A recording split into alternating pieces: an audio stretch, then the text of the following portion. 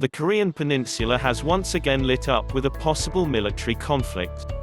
Upping the ante on its aggression against South Korea at the Korean border, Jong-un-led North Korea has blown up a liaison office which has been a symbol of changing South-North relations over the years. The Inter-Korean Liaison Office was set up in the industrial town of Kaesong in 2018 and was being used for communication between both sides with around 20 staff members from both North and South Korea. In 2019, North Korea announced withdrawal from the office on the backdrop of a failed summit with the United States.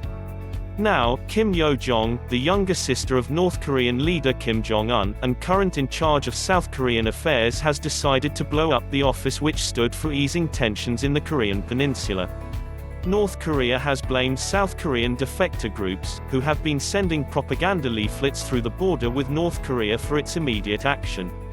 However, according to Jong-un Kim, a senior advisor at the International Crisis Group, a Belgium-based independent non-profit organization, the leaflets are an excuse or justification to raise the ante, manufacture a crisis, and bully Seoul to get what it wants.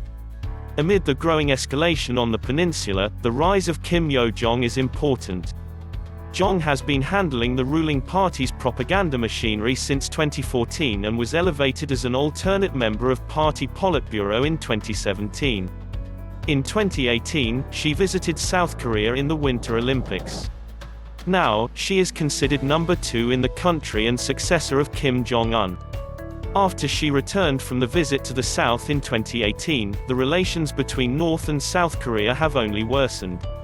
And blowing up of the liaison office shows that relation on the Korean peninsula has hit a new low. North Korea's violent destruction of the liaison office at Kaesong is a symbolic blow to inter-Korean reconciliation and cooperation, said Leif Erik Easley, a professor at Ifa University in Seoul. It's hard to see how such behavior will help the Kim regime get what it wants from the world, but clearly such images will be used for domestic propaganda. According to analysts of the region, North Korea is creating a crisis due to it wants to increase leverage in the nuclear negotiations. Another reason behind escalation could be stimulus by the Chinese government to North Korea to create a crisis to divert the global attention from coronavirus and engage the United States in these issues instead of focusing on anti-China buildup. North Korea said that its army is fully ready to move against South Korea if the defector groups did not stop sending leaflets. Pyongyang also decided to cut all the communication with South Korea.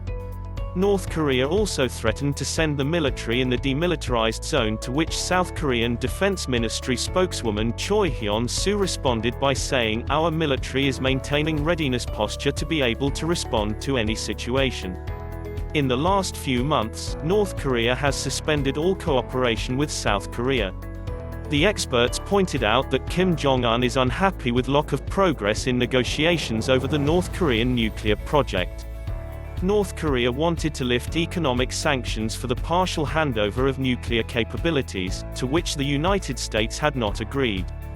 It must be noted here that South Korean per capita income is at least 30 times more than that of the North. While the North is suffering from food crisis amid the ongoing pandemic, the South is a developed country with every citizen having access to basic public goods live with dignity. Pyongyang wanted economic cooperation between both countries to develop projects which could make North better off, but these could not go forward due to American sanctions. The economic condition in North Korea is worsening, and therefore, Pyongyang is upping the ante at the border to bring the United States back on the negotiation table and deal with them from a position of strength. North Korea has also threatened to scrap the bilateral peace agreement signed between two sides in 2018.